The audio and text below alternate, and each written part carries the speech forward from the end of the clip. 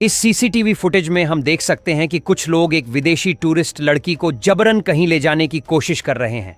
लड़की जोर जोर से चिल्ला रही है, उनसे भिड़ रही है और किसी तरह खुद को बचाकर भागने की कोशिश कर रही है। वो अकेले इजिप्ट घूमने आई थी, लेकिन उसका यह सफर किसी भयानक बुरे सपने जैसा बन गया। इजिप्ट में इस लड़की के साथ कुछ ऐसा दिल दहला देने वाला हुआ कि उसका मानसिक संतुलन बिगड़ गया। उसे होटल के कमरे के बाहर सिर्फ एक बाथरूम में बैठे हुए पाया गया। जब वो एयरपोर्ट पहुंची अपने देश पोलैंड लौटने के लिए, तो वहां से उसे सीधे हॉस्पिटल में एडमिट किया गया और कुछ घंटों बाद हॉस्पिटल की छत से उसने छलांग लगा दी।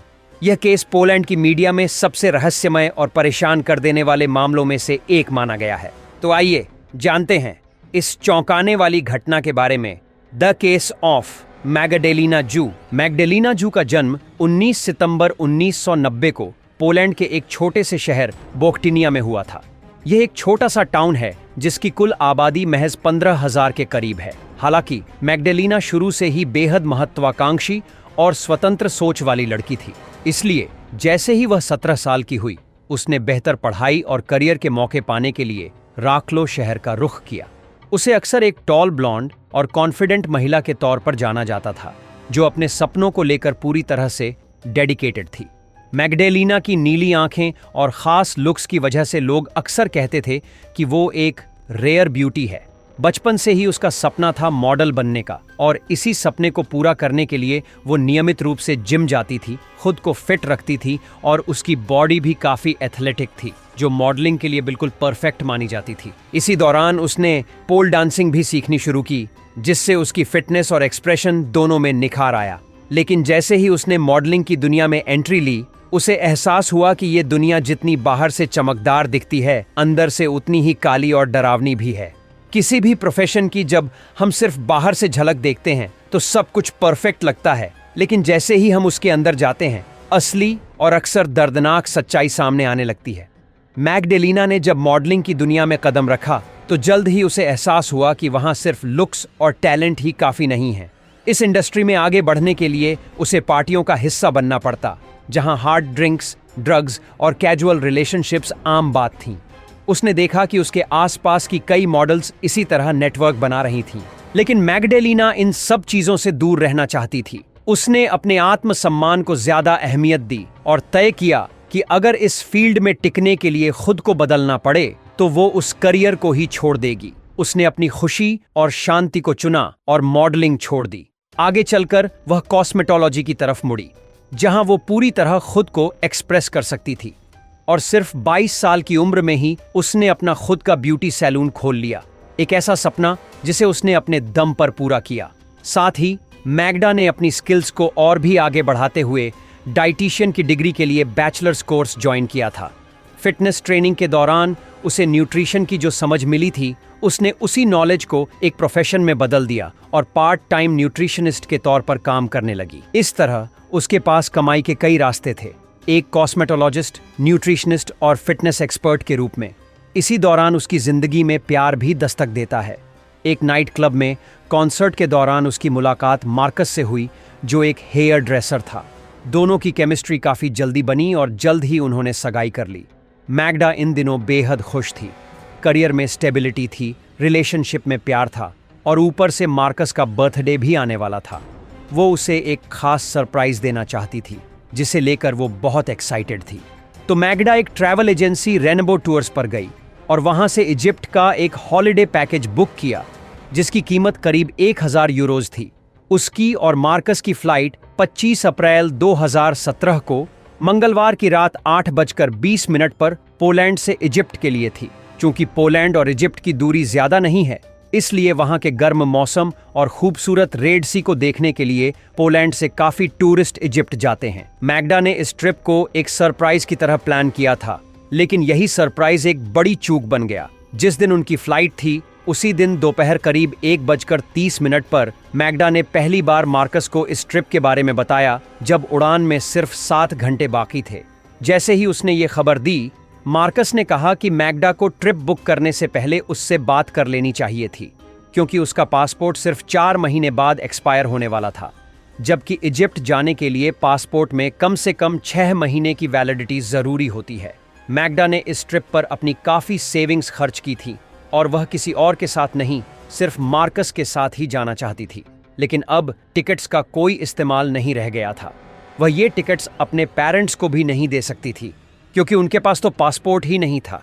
इस बीच मार्कस ने सोचा कि क्यों ना इन टिकट्स को बेच दिया जाए। उसने अपने फेसबुक प्रोफाइल पर एक पोस्ट डाल दी ताकि कोई इन टिकट्स को आधी कीमत पर खरीद ले। हालांकि आखिरी समय में हॉलिडे टिकट कोई नहीं खरीदता है और इन दोनों ने ट्रैवल एजेंसी से रिफंड क्लेम करने की कोशिश की, लेकिन रिफंड भी नहीं मिला। अब यह हॉलिडे पैकेज बर्बाद न हो, इस सोच के साथ मैग्डा अकेले ही यात्रा पर जाने का निर्णय लेती है।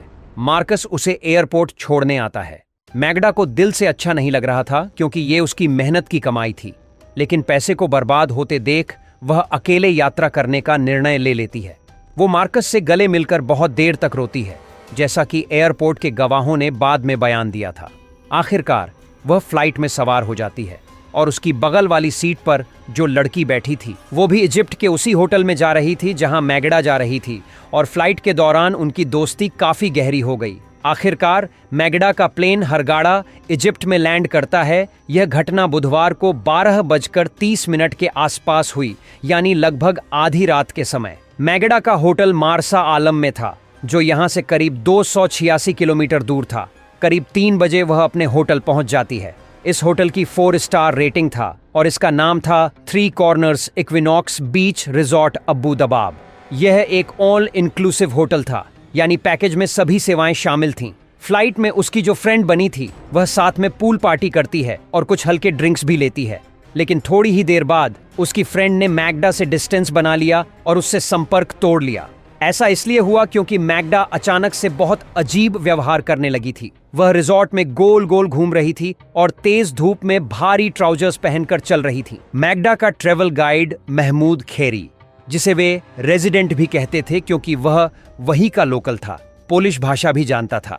मैग्डा ने वहां सेट हो जाने के बाद अच्छा समय बिताया और पूरे अनुभव का आनंद लिया। 26 अप्रैल 2017 बुधवार को मैग्डा का व्यवहार बहुत ही अजीब हो गया था, जैसा कि दिए गए टेस्टिमोनियल्स से पता चलता है। वह बार बार अपना टॉप उतार रही थी और फिर उसे वापस पहन रही थी। यह उसने 2 से 3 बार किया। ऐसा लग रहा था कि वह किसी साइकोटिक एपिसोड से गुजर रही है या फिर किसी इन्फ्लुएंस के तहत है। मैग्डा के पोलैंड में मौजूद दोस्तों को भी डर लगने लगा था क्योंकि उन्हें मैग्डा से कुछ अजीब मैसेजेस मिले थे। मैसेजेस में वह कह रही थी, कहाँ हो तुम सब? मेरे रूम में क्यों नहीं आ रहे? मैं तुम सबका इंतजार कर रही हूँ। मेरे होटल रूम में आ जाओ जल्दी से।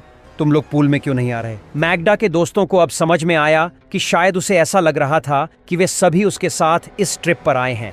मैग्डा बाकी टूरिस्ट से कह रही थी कि उसका फियांसे भी आने वाला है और वह उसे मिलने के लिए बहुत एक्साइटेड है। वह यह भी कहती है कि वह अभी फ्लाइट में है और थोड़ी देर में आएगा। इसी दौरान एक वृद्ध महिला को उसकी हालत पर दया आ जाती है और वह मैग्डा से बातों बातों में कहती है कि वह यहाँ अकेले भी अच्छे से एंजॉय कर सकती है और अगर चाहती है तो अपने फियांसे से पोलैंड वापस जाकर मिल सकती है। मैग्डा उस वृद्ध महिला को घूरते हुए उससे पूछती है, क्या मौत के बाद भी जिंदगी होती है? यह सुनकर महिला डर के मारे अपने कमरे में भाग जाती है। इसके बाद मैग्डा मार्कस को फोन करती है और बताती है कि उसे अपने कमरे में अजीब आवाजें सुनाई दे रही हैं। वह यह भी कहती है कि उसे ऐसा लग रहा है जैसे उसने किसी को अपनी ड्रिंक में कुछ मिलाते हुए देखा हो। मार्कस यह सुनकर तुरंत होटल के रिसेप्शन को कॉल करता है। होटल मैनेजमेंट मैग्डा के कमरे की जांच करने आता है और उन्हें सब कुछ सामान्य मिलता है। इसके बाद मार्कस पोलिश एम्बेसी से संपर्क करता है। मार्कस पोलिश एम्बेसी से अनुरोध करता है कि वे मैग्डा को जल्द से जल्द पोलैंड वापस भेजने की व्यवस्था करें, क्योंकि न तो वह और न ही मैग्डा के माता पिता इजिप्ट आ सकते थे। पोलिश एम्बेसी ने बाद में यह बताया कि वे मैग्डा के माता पिता को इमरजेंसी पासपोर्ट जारी कर रहे थे, लेकिन मैग्डा के माता पिता ने इस स्टेटमेंट को पूरी तरह से नकार दिया और कहा कि उन्हें ऐसी कोई सहायता नहीं दी गई थी। इसके बाद पोलिश एम्बेसी होटल स्टाफ से बातचीत करती है और मार्कस को सूचित करती है कि मैग्डा अब पूरी तरह से ठीक है। फिर मार्कस अपने एक दोस्त को इजिप्ट भेजता है ताकि वह मैग्डा को पोलैंड वापस ले आए। लेकिन इन सभी घटनाओं के बीच एक और डरावनी बात थी। 27 अप्रैल 2017 को मैग्डा ने अपने माता पिता को एक संदेश भेजा जिसमें उसने पूछा था, कहाँ हो तुम सब? मेरे कमरे में कोई नहीं दिख रहा है मुझे। लेकिन यह संदेश मैगडा के फोन से नहीं बल्कि किसी और के नंबर से आया था, और वह नंबर महमूद खैरी का था, जो मैगडा का ट्रैवल एजेंट था। उस दिन मैगडा लॉबी में चिल्ला रही थी और अपने हाथों से अजीब तरह की हरकतें कर रही थी। जब मार्कस को यह सब पता चला तो उसने मैगडा के लिए अगले दिन गुरुवार की रिटर्न फ्लाइट बुक करने की कोशिश की, लेकिन उस दिन कोई फ्लाइट उपलब्ध नहीं थी और ना ही शुक्रवार को। अंत में मार्कस ने शनिवार 29 अप्रैल के लिए मैगडा की फ्लाइट बुक की, लेकिन मैगडा की हालत और भी बिगड़ती जा रही थी। 28 अप्रैल 2017 शुक्रवार को पोलैंड में मैगडा की बहन मलगोसिया ने अपनी मां को मैगडा का एक वीडियो दिखाया। वीडियो देखकर मैगडा की मां बहुत घबराई, क्योंकि उसमें मैगडा होटल के कमरे के बाहर बाथरूम में बैठी हुई थी और जोर जोर से रो रही थी। इसके बाद उन्हें और भी कुछ तस्वीरें और वीडियो मिली जो होटल से ली गई थीं। इनमें मैगडा अपने बेड पर लेटी हुई थी और लगातार रो रही थी। इस बिंदु पर मैगडा मानसिक रूप से पूरी तरह अस्थिर हो चुकी थी और लोगों के फोन छीनकर अपने पास रख लेती थी। एक आदमी ने बाद में बताया कि जब उसने मैगडा से अपना फोन वापस मांगा तो उसने इनकार कर दिया और लंबे समय तक उसे देखकर मुस्कुराती रही। फिर दोपहर करीब 3 बजे मैगडा को पोर्ट गालिब हॉस्पिटल ले जाया गया। डॉक्टर अहमद शौकी ने कहा कि वह गाड़ी से बाहर नहीं निकल पा रही थी और चलने की हालत में भी नहीं थी, लेकिन सीसीटीवी फुटेज में यह साफ दिख रहा था कि मैगडा हॉस्पिटल में सक्रिय रूप से प्रवेश कर रही थी। बाद में जांच से यह खुलासा हुआ कि डॉक्टर्स ने उसका इलाज नहीं किया था। मैगडा का वहां कोई रिकॉर्ड मौजूद नहीं था, न तो एडमिशन का और न ही कंसल्टेशन का। हॉस्पिटल के कंपाउंड के सीसीटीवी में यह दिखता है कि हॉस्पिटल के 4-5 लोग हमेशा मैगडा के आसपास थे। जैसे ही उसे थोड़ी सी भी आजादी मिलती, कोई एक अपनी पोजीशन बदलकर उसे चारों ओर से घेर लेता था ताकि वह कहीं भी भाग न सके। इसके बाद मैगडा को होटल वापस लाया गया। होटल के टेरेस पर चढ़ने के बाद ऐसा लग रहा था कि वह आत्महत्या करने जा रही थी, या फिर शायद वह किसी से डर कर वहां भाग रही थी। यह स्पष्ट नहीं था, लेकिन वह टेरेस से कूदने वाली थी। लेकिन उससे पहले होटल स्टाफ ने उसे देख लिया और उसे कूदने से बचा लिया। फिर उसे वापस उसके कमरे में लाया गया। अब शुक्रवार शाम हो चुकी थी और इस वक्त का कोई भी वीडियो या एविडेंस नहीं था जिसमें मैगडा दिखाई देती हो। शनिवार 29 अप्रैल 2017 को मैगडा की रिटर्न फ्लाइट थी। जो अटेम्प्ट उसने पिछली रात किया था वही उसने सुबह 6 बजे भी दोहराया था। होटल स्टाफ ने फिर से उसे टेरेस पर देखा। दोपहर के 2 बजे महमूद खैरी उसे एयरपोर्ट छोड़ने पहुंचा, लेकिन एयरपोर्ट पर पहुंचते ही उसे ऐसा देखा गया कि वह अपने सारे कपड़े उतारने लगी थी। इसलिए एयरपोर्ट अथॉरिटी ने उसे फ्लाइट में चढ़ने की अनुमति नहीं दी और उसे वापस भेज दिया। लौटने के बाद मैगडा का होटल भी उसे अंदर नहीं आने देता। इसके बाद महमूद उसे दूसरे होटल में लेकर जाता है, लेकिन वहां भी मैगडा की मानसिक स्थिति देखकर उसे मना कर दिया जाता है। आखिरकार एक होटल उसे एंट्री देता है और वहीं महमूद ने मैगडा की मार्गदर्शन से एक वीडियो कॉल की जो लगभग 13 मिनट तक चली। इस कॉल में मार्कस मैगडा को बताता है कि मसीज उसे लेने आ रहा है और उसे किसी से भी डरने की कोई जरूरत नहीं है।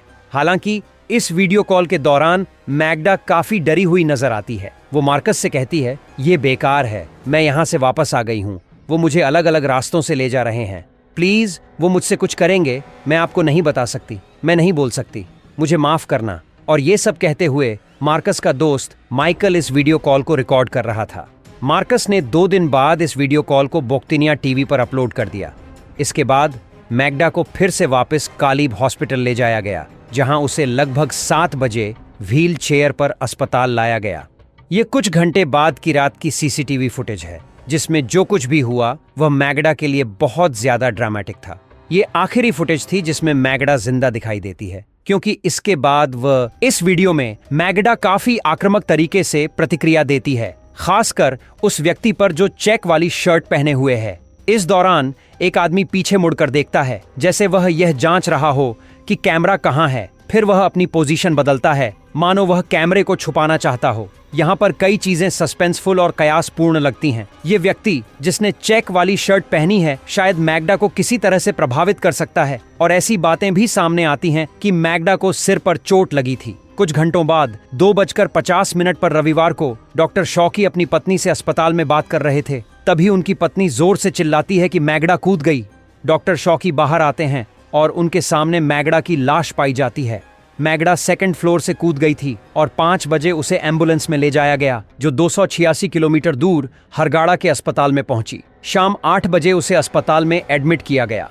मार्कस ने जिसे मैगडा को लाने के लिए कहा था, उसका दोस्त मसीज भी अस्पताल पहुंच गया और उसने मैगडा के पेरेंट्स को उसकी हालत के बारे में बताया। परिवार के सदस्य और मार्कस मिलकर यह तय करते हैं कि मसीज मैगडा को पोलैंड वापस ले आए, जहां उसका इलाज किया जाएगा। लेकिन दुर्भाग्यवश रविवार 30 अप्रैल 2017 को 5 बजे मैगडा को मृत घोषित कर दिया जाता है। और फिर यह कहानी पोलैंड में जंगल की आग की तरह फैल जाती है। पोलैंड की सबसे elite investigative unit Lambert group of detectives और इंडिपेंडेंट इन्वेस्टिगेशन एजेंसी क्रिस्टॉफ रटवस्की सभी अपने रिसोर्सेस लगा देते हैं। मीडिया चैनल्स भी अपनी खुद की जांच करते हैं और इसका परिणाम एक डरावनी थ्योरी के रूप में सामने आता है, जो एक भयावह वास्तविकता की ओर इशारा कर रही थी।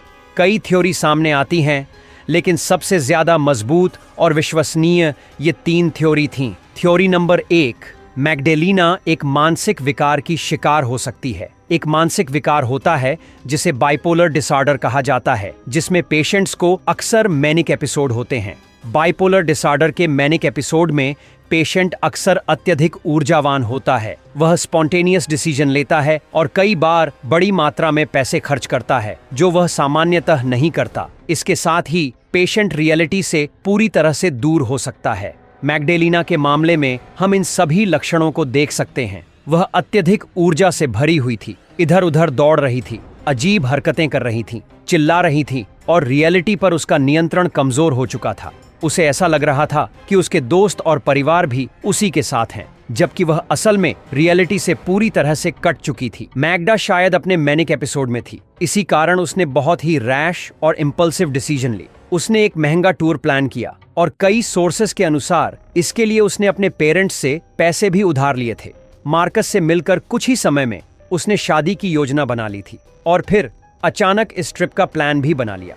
मार्कस को फ्लाइट से सिर्फ 7 घंटे पहले ही इसकी जानकारी दी। ऐसे अचानक और इम्पल्सिव डिसीजन लेना, जो उसकी सामान्य प्रवृत्तियों से बिल्कुल अलग था, इस वजह से इस केस को एलिजा लैम के केस से काफी मिलाया जाता है।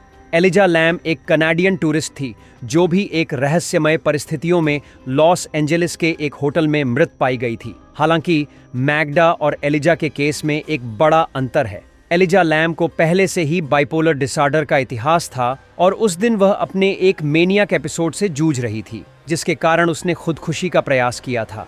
जबकि मैगडा की मेंटल डिसऑर्डर की कोई पूर्व इतिहास नहीं थी और वह इस घटना से पहले कभी भी साइकोसिस के एपिसोड से नहीं गुजरी थी। मानसिक बीमारी में एक मजबूत जीनेटिक लिंक भी पाया जाता है, जो इस मामले को और भी जटिल बनाता है। लेकिन मैगडा के केस में न तो उसके माता पिता और न ही कभी उसके दादा दादी को कोई मानसिक समस्या थी।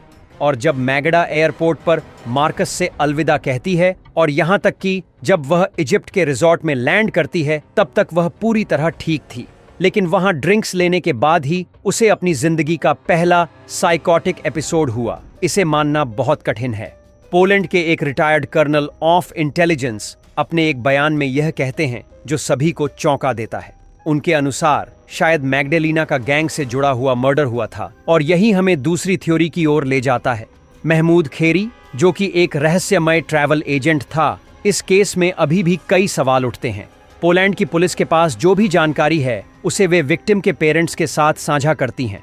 इसलिए जो भी गुप्त फाइलें हैं जो मैग्डेलिना से संबंधित हैं, वे उसकी बहन, माँ और पिता के साथ चर्चा की गईं। हालांकि ये कॉन्फिडेंशियल जानकारी पब्लिक के साथ साझा नहीं की जा सकती, क्योंकि ऐसा करने पर कम से कम 3 साल की जेल की सजा हो सकती है। लेकिन उस रिपोर्ट को पढ़कर मैगडा के पेरेंट्स और दोनों बहनें हमेशा के लिए एक अनसुलझे शिकार बन जाती हैं। वे रिपोर्ट में ऐसा क्या पढ़े, यह हमेशा के लिए एक रहस्य बना रहेगा। पोलैंड की पुलिस तब तक इस केस पर कुछ नहीं कह सकती जब तक वह इसे पूरी तरह से समाप्त नहीं कर देती। लेकिन सच को हमेशा के लिए छुपाया नहीं जा सकता। मैगडा की मां इस स्थिति से बेहद हताश हो गई थीं, क्योंकि मैगडा की फाइल आगे नहीं बढ़ रही थी।